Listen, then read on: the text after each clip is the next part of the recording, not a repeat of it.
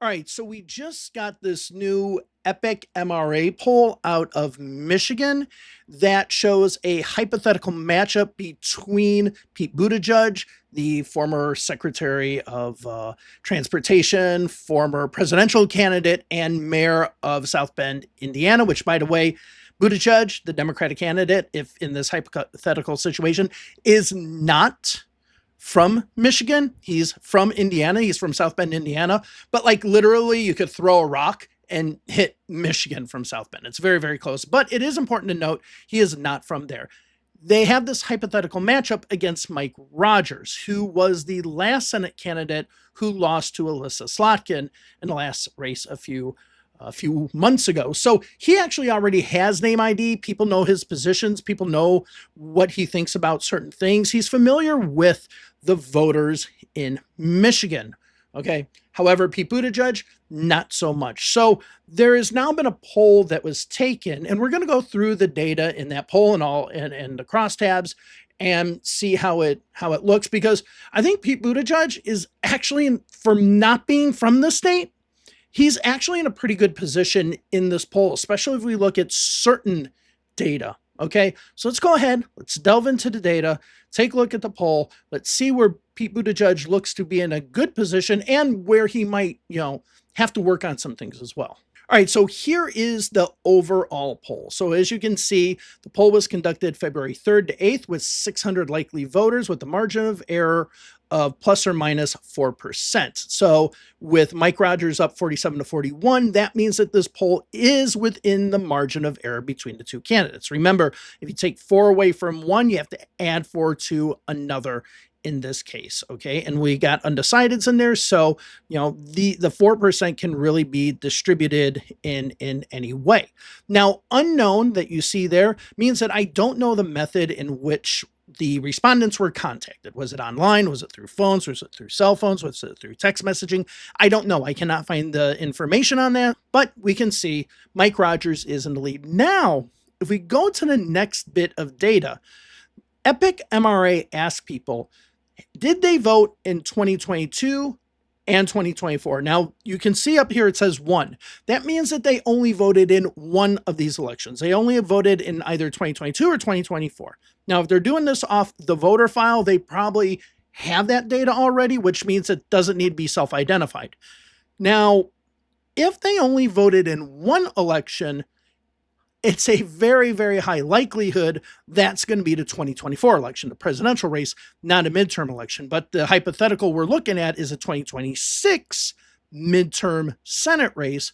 So these probably are presidential election voters. And as you can see, Mike Rogers absolutely destroys Pete Buttigieg when it comes to those who have only voted once in the last 2 cycles. But this is where, if you're Pete Buttigieg, you have to start looking and saying, something's here.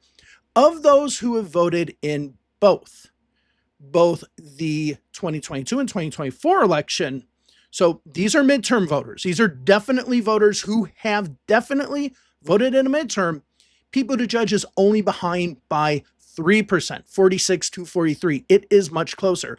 Now, one of the things that I have been arguing over the last few months is that a lot of Trump's supporters were low propensity voters and might not turn out in the midterm race. So a lot of them just did Trump at the top of the ticket and then kind of skipped. And we do see that to some extent in Michigan as well. So in this situation, it does look like if we're really wanting to grasp the midterm voters and assuming that presidential election year voters are just not going to turn out, which you shouldn't make that assumption, but it looks like that could be the case, Buttigieg is in a good position. Now, if we ask those who are certain to vote in this poll, again, we see a much closer race. We see a 5-point race between Mike Rogers and Pete Buttigieg. So of those who have shown that they vote in midterm elections and of those who say they are certain to vote, we do see Buttigieg actually doing quite a bit better than what we saw in the overall poll.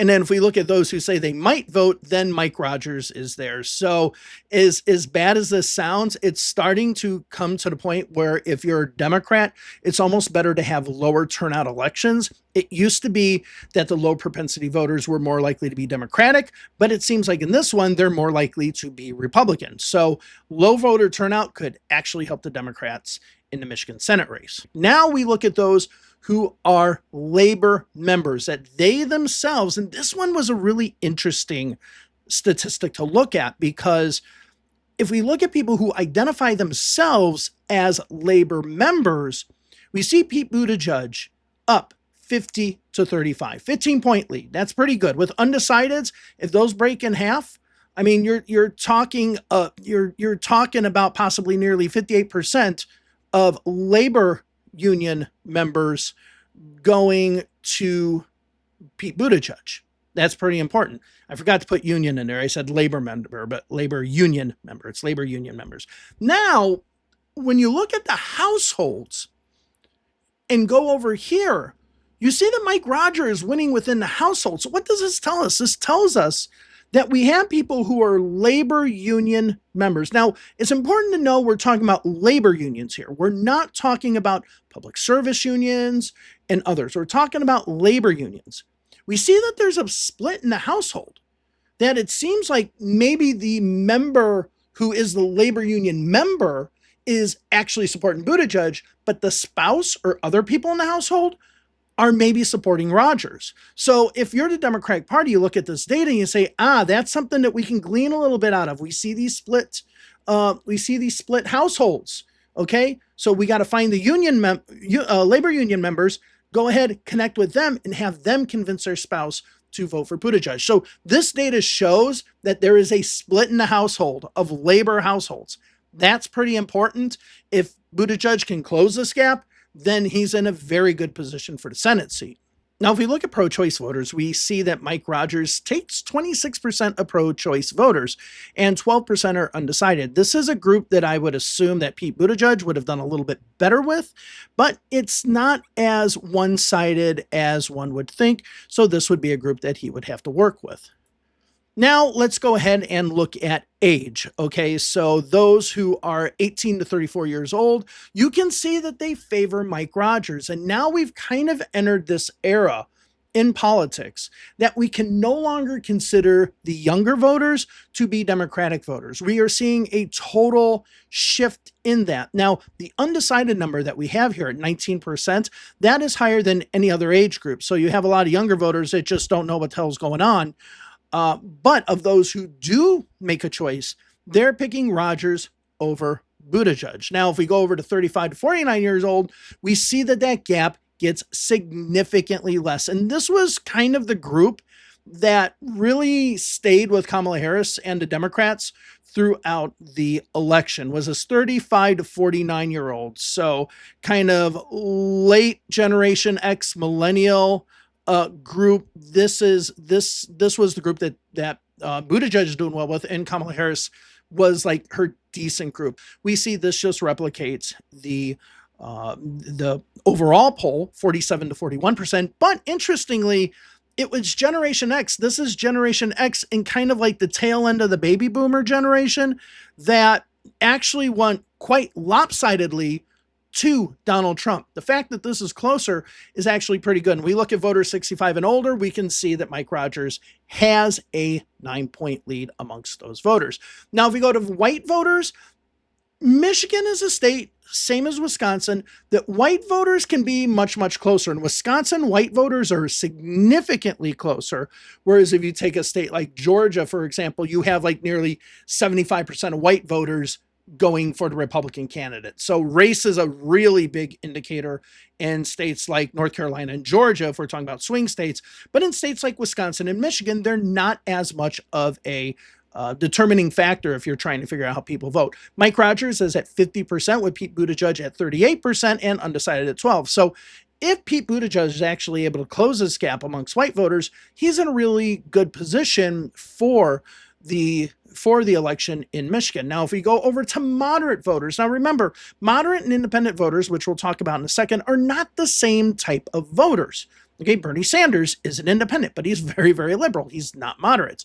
So just remember that caveat whenever you look at independent or moderate. Okay, partisanship and ideology are not the same thing. But of those who identify as moderate, Pete Buttigieg is winning 44-39, which also goes to show just because you win moderate voters over, that doesn't necessarily help you in states like Michigan, like Florida, like Pennsylvania, where more and more people are identifying as being conservative. And if we look over at partisanship, are identifying more as being Republicans. So in this poll, this looks good that he has those moderate voters, but they might not be the ones who determine the election. It might be the center-right voters that do, and they're probably going to go toward Mike Rogers. Now, if we do look at independent voters, we see it's split 32-32 with 35% undecided. Now, this is a point that I am going to be making in another video, and I'm going to probably be making it on my Substack as well, which is that whenever we look at independent voters in the most recent polls, talking about Trump's approval rating, stuff like that, there are a ton who identify as independents who just do not know anything. They're like totally undecided. So you can have, if they ask this question, Democrats, Republicans, Independents, and they ask about undecided, you might have 5% of Democrats say they're undecided, 5% of Republicans say they're undecided, but then like 35% of Independents.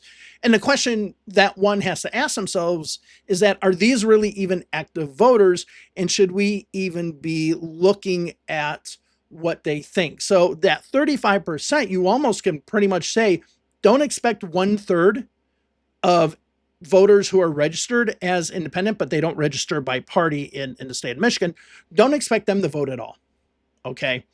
But amongst those people who do identify as independents, it's tie 32-32. So it's in half.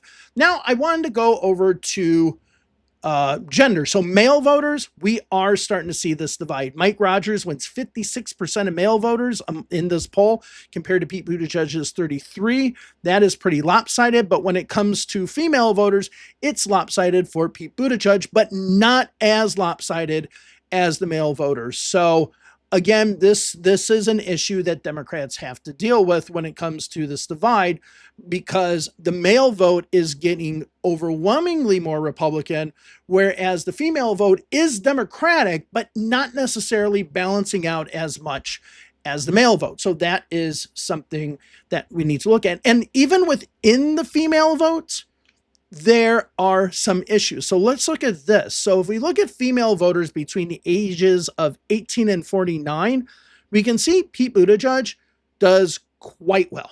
Okay, he's up by 19 points. He does great. Now, if we look at those who are 50 and older, he's only winning by 3%. So we already have our first kind of problem spot for the Buttigieg campaign, which is, you're not doing as well with voters 50 and older who are female voters.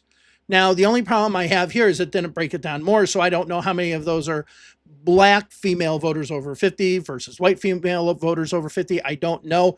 But in this poll, definitely female voters over 50 is a group that Buttigieg needs to improve on, especially when we look at the younger female voters. Okay. We also see this amongst female voters as far as education. So if we look at those, and it's almost the exact same number, if we look at those who have a college education, again, we have 53% for Pete Buttigieg to 34% for Mike Rogers. So Pete Buttigieg is doing quite well with college-educated female voters. Now, we say no college, Mike Rogers is all of a sudden winning that group of voters at 44-42% with 15% undecided. So we can probably glean from this data here that Pete Buttigieg is not doing well with voters who are uneducated or no college education, no college education, female voters over the age of 50. Those are the people, if he wants to win this election, those are probably the voters that he's going to have to win over. Now let's go ahead and look at the geography of this. Now, if we go ahead and look at Oakland County, we see that Pete Buttigieg is winning 50 to 37%. 13% undecided. Expect that to maybe be what it would be in the presidential race. Now, if we go over to Macomb County, that's not right. Okay, if we go over to Macomb County, now I just pulled up the poll because I noticed my slide was not right. If we just look at the poll, we can see right here in Macomb County that Pete Buttigieg is losing to Rogers 52 to 31 with 17% undecided. That is a good number for Buttigieg. Now, that can swing one way or the other, but at least it's better to have more undecided than decided against you, obviously. So that's not bad. All right, now let's go back to the slides that we have and Wayne County. So we can see Pete Buttigieg at 47%, the Mike Rogers 32 at 22% undecided. This includes not just Detroit, but the suburbs in and around Detroit. So this number, I think, is a little bit lower for Pete Buttigieg. He needs this number to be higher, but with so many undecideds in this, it does seem like it would kind of be the way that you would expect it. So, I mean, overall, if we look at the poll, we can see that Buttigieg is actually, I think, doing quite well when it comes to the fact that he's not from Michigan. He's never campaigned really in Michigan. Even when he was running for president, he'd already dropped out by the time the Michigan primary came about. So, I mean, everyone did because of COVID and everything. But you can see that he actually seems to have a good starting off point for someone who is not connected to the state. Now, this parachuting of a candidate, we've seen it before, right? We've seen it with Elizabeth Warren. She's technically from Oklahoma, but went to Massachusetts. Hillary Clinton ran in New York, though she's technically from Chicago and Arkansas and or wherever. And Robert F. Kennedy Sr., he was from Massachusetts, and he also ran in New York. So we have seen this parachuting of candidates, but I'm going to throw a different candidate out there. So Pete Buttigieg looks well. The candidate who I think would win a Senate seat in Michigan, and a lot of conservatives are going to say, oh, go ahead and run him, but you guys don't know. Michael Moore. Michael Moore should run. And again, a lot of conservatives are sitting there going, oh, Michael Moore can't win. Michael Moore, he knows Michigan. Michiganders know Michael Moore. Okay, they know what he stands for. They know what he believes in. They know that he would fight for them. I think if Michael Moore ran for the U.S. Senate in Michigan, he would win that seat. And the gap might not necessarily be close. Okay, now would Michael Moore want to do that? I don't know. But I truly believe that Michael Moore would do significantly better than Pete Buttigieg. Okay, because he is connected. He is forever connected with Michigan. There's like only other one Michigander that I can think of that's totally connected, and that's Jeff Daniels, right? He's a pure Michigander. Maybe he could run, the rebirth of Will McElroy, right? So that might be something. But Michael Moore, seriously, he would be an excellent candidate to run in the Senate seat. But we are talking about Pete Buttigieg, and this is a good starting off point. Of course, we're still a little under 2 years away from the election. We'll see how this works out. But yeah, decent numbers for Buttigieg, but it's early. We don't know. Anything can happen. All right, I just want to talk about this poll. I'll see you in the next video. Later.